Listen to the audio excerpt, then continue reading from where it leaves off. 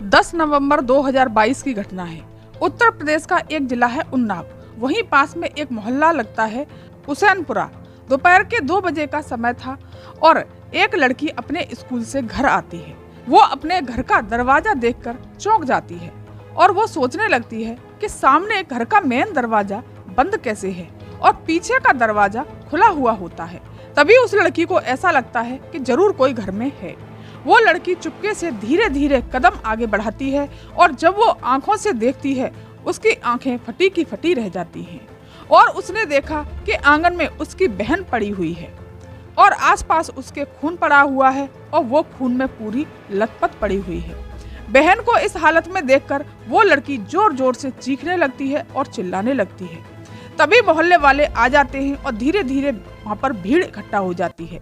जो भी वहाँ आकर देख रहा था उस सीन को देखकर हैरान और परेशान हो रहा था कि आखिरकार ऐसा क्या हुआ कि लड़की जमीन पर पड़ी हुई थी, चारों तरफ उसके ब्लड लगा हुआ था और जीने में भी ब्लड फैला हुआ था। तन पर शरीर पर उसके कोई कपड़ा नहीं था। उसकी बहन मानो कि बिल्कुल बेहोश जैसी हो गई हो। जब उस लड़की को होश सा आता है तो वो अपनी बहन के ऊपर एक कपड़ा लाकर डाल देती है। तभी वो अपने पिता को फोन लगाकर कहती है कि पता नहीं पिताजी, आप जल्दी घर पर आइए, दीदी को कुछ हो गया है। उसके माता पिता दोनों नौकरी करते हैं। वो बेटी की बात सुनकर जल्दी से घर आ जाते हैं। तभी पुलिस को भी इस बात की सूचना दी जाती है। पुलिस भी मौके पर पहुंच जाती है। जब वो दृश्य जाकर देखती है तो वो भी हैरान और परेशान हो जाती है कि आखिरकार ऐसा क्या हुआ था। यहाँ पर दरअसल इस लड़की के ब्लड के पैरों के निशान जीने पर, बेड पर, कमरे में, हर जगह जहाँ से वो लड़की गुजरी थी वहाँ उसके निशान थे। वाकई बहुत हैरान करने वाला सवाल था कि आखिरकार इसके साथ क्या हुआ। ऐसा लग रहा था कि किसी ने इसके साथ गैंगरेप किया हो। पुलिस वाले भी इसकी छानबीन में लग जाते हैं और माता पिता से भी पूछा जाता है कि घर पर कौन आता है और कौन जाता है। तभी माता पिता को 2 व्यक्तियों पर शक होता है और उनकी जानकारी पुलिस को दे देते हैं। पुलिस ने उन दोनों व्यक्ति को उठा लिया और सख्ती से पूछताछ की। लड़की के बेड पर पड़ा एक मोबाइल मिलता है, उसको खोला जाता है। तमाम टीम पुलिस की लग चुकी थी और इस मामले की जांच में जुट जाती है। गांव वाले लड़की के शव को उठाने नहीं देते और कहते हैं कि पहले आरोपी को गिरफ्तार किया जाए और उस आरोपी को फांसी की सजा सुनाई जाए। पुलिस पूरी जांच कर रही थी और उसके समझ में नहीं आ रहा था कि आरोपी है कौन और कौन है जिसने इसका रेप किया है। उसको मौत के घाट भी उतार दिया। जिन दोनों लोगों को पुलिस ने गिरफ्तार किया था उनके बारे में पता चलता है कि वो उस दिन उस घटना स्थल पर थे ही नहीं। पुलिस जब लड़की के मोबाइल का लॉक खोलने में कामयाब हो जाती है तब उसे एक बड़ा खुलासा देखने को मिलता है और चौंकाने वाली बात सामने आती है। वो लड़की किसी लड़के से चैटिंग किया करती थी। उस लड़के की तलाश में पुलिस जुट जाती है और उस लड़के को ढूंढ लेती है। वो लड़का रावतपुर गांव का होता है। उसका नाम रामवरण उर्फ राजा। वो भी यूपीएससी की तैयारी कर रहा था। वो भी आईएएस ऑफिसर बनना चाहता था। वो अपने परिवार और गरीबी को दूर करना चाहता था। वो लड़का ट्यूशन पढ़ाता है और अपने परिवार का भरण पोषण करता है। जब लड़की बीएससी की पढ़ाई कर रही थी उसी के साथ ही साथ यूपीएससी की तैयारी भी करती। लड़की ऑनलाइन पढ़ती है, जब देखो वो पढ़ती ही रहती है। पुलिस लड़के को हिरासत में ले लेती है और उससे पूछताछ करती है। जब लड़का इधर उधर की बातें करता है तब पुलिस उससे सख्ती से पेश आती है और चौंकाने वाले खुलासे सामने आते हैं। असल में ये लड़की जब बीएससी की पहली साल होती है 2020 में, तब उसने ये फैसला किया था कि वो यूपीएससी की तैयारी करेगी और उसके साथ ही साथ पढ़ाई करेगी। उसके पिता ने उसे एक फोन लाकर दिया था। उसमें वो रोज पढ़ाई करते करते न जाने कब शेयर चैट पर लग जाती है।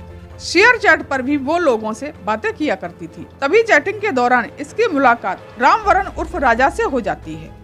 दोनों ही बात करते थे। इनकी बात इसलिए आगे बढ़ जाती है क्योंकि दोनों ही यूपीएससी की तैयारी कर रहे थे। दोनों की दोस्ती हो जाती है। अब बात आती है 10 नवंबर 2022 की सुबह। 10 नवंबर 2022 को सुबह 11:10 के आसपास का वक्त था जब लड़का फोन पर बात करता है और उसे हाय हेलो करता है। जब लड़का पूछता है कि तुम क्या कर रही हो, वो कहती है कि मैं आज कॉलेज नहीं गई, मेरी तबीयत कुछ ठीक नहीं है। वो कहता है क्या मैं तुमसे बात कर सकता हूँ? तुमसे मिलने आ सकता हूँ? तुम घर पर अकेली हो, मैं तुमसे मिलने के लिए आना चाहता हूँ। लड़की बार बार मना कर रही थी कि तुम्हें घर पर आने की जरूरत नहीं है, अपना पढ़ाई पर ध्यान दो और अपना काम पर ध्यान दो, मैं घर पर अकेली हूँ। बात करते करते 10-15 मिनट निकल जाता है और लड़का कहता है कि मैं अब घर पर आ रहा हूँ। वो वहाँ से चलता है और उस लड़की के पास पहुँच जाता है। रास्ते में ही एक मेडिकल स्टोर पड़ता है, वहाँ से वो 2 गोलियां लेता है, शक्तिवर्धक। घर पहुंचकर वो आराम से बैठ जाता है और उस लड़की से बातें करता है और धीरे धीरे वो किताबें टटोलने लगता है। लड़की उसे पानी का एक गिलास लाकर देती है। वो अपनी जेब से 2 टैबलेट निकालता है और वो दोनों टैबलेट खा लेता है। लड़की पूछती है कि ये क्या कर रहे हो? वो कहता है कि अब बहुत मजा आने वाला है। लड़की ने रैपर उठाकर देखा। वो समझ जाती है कि इसने जो गोलियां खाई हैं वो सेक्स वर्धक है, इससे उत्तेजना और ज्यादा बढ़ जाती है। लड़की मना करती है कि ये सब गलत है। लड़का फिर भी उसके साथ जबरदस्ती करने लगता है।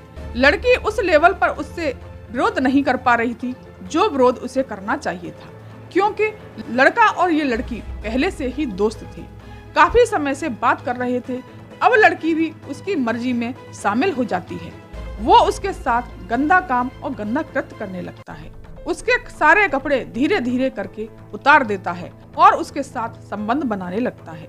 जब वो संबंध बना रहा होता है, वो पूरी उत्तेजना के साथ और वासना में इतना लीन हो जाता है कि वो सब कुछ भूल चुका था कि वो कर क्या रहा है। कुछ देर बाद लड़की को परेशानी होने लगती है। वो लड़की कहती है कि जो तुम कर रहे हो मुझे उससे बहुत दिक्कत हो रही है, परेशानी हो रही है। तभी लड़का कहता है कि कुछ देर की बात और है, बस तुम थोड़ी देर शांत हो जाओ। लड़की को बहुत ज्यादा तकलीफ होने लगती है। तभी लड़की ने लड़के को धक्का दे दिया और अपने आप से अलग कर दिया। तब पता चला कि लड़की को तो बहुत ज्यादा ब्लीडिंग होने लगी है। ब्लीडिंग होने के बाद वो लड़का शांत नहीं हो रहा था।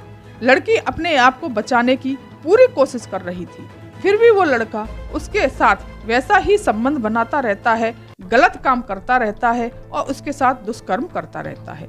लड़की की तबीयत बहुत बिगड़ जाती है। ब्लड उसका बहुत ज्यादा बह चुका था। लड़का समझ नहीं पा रहा था कि ये क्या हुआ है। उसके बाद वो लड़की को संभालता है और पानी पिलाने की कोशिश करता है, लेकिन लड़की की तबीयत ज्यादा बिगड़ जाती है। वो कहती है कि मुझे डॉक्टर के पास ले चलो, मैं ठीक हो जाऊंगी, कोई दिक्कत की बात नहीं है।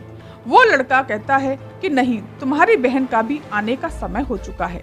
छोटी बहन स्कूल जाती थी, वो दोपहर के समय घर वापस आती थी, उसका भी आने का वक्त हो चुका था। वो लड़का डर जाता है और वहाँ से जीने के रास्ते भागने लगता है। वो लड़की भी उसके पीछे भागती है और कहती है कि मुझे डॉक्टर के पास ले चलो, मेरी जान बच जाएगी। उस लड़की की परेशानी को लड़का देख नहीं पा रहा था। लड़का सामने के दरवाजे से न जाकर पीछे के दरवाजे से भाग जाता है। लड़की जीने के रास्ते जैसे तैसे बाहर आती है और आंगन में जाकर गिर जाती है और वो बेहोश हो जाती है। वहीं आंगन में तड़प तड़प कर दम तोड़ देती है। उसकी आवाज बाहर तक नहीं पहुंच पा रही थी क्योंकि वो बहुत ज्यादा कमजोर और वीक फील कर रही थी। लड़का लगभग 1:17 पर घर से निकलता है और उसकी बहन 2:10 पर घर आती है।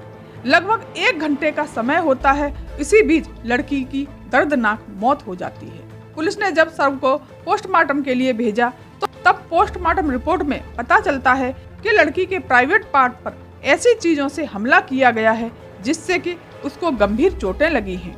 उसके शरीर पर भी कुछ चोटों के निशान थे। पुलिस को लड़के ने यही कहानी सुनाई थी जो अभी हमने आपको बताई है। इसी कहानी के आधार पर पुलिस ने लड़के को गिरफ्तार किया है, उसको जेल भेज देती है और उसे सख्त से सख्त और कड़ी से कड़ी सजा दिलवाने की कोशिश कर रही है। तो दोस्तों, मेरा इस कहानी को सुनाने का उद्देश्य किसी का दिल दुखाना या किसी को चोट पहुंचाना नहीं है, बल्कि जागरूक करना है। धन्यवाद।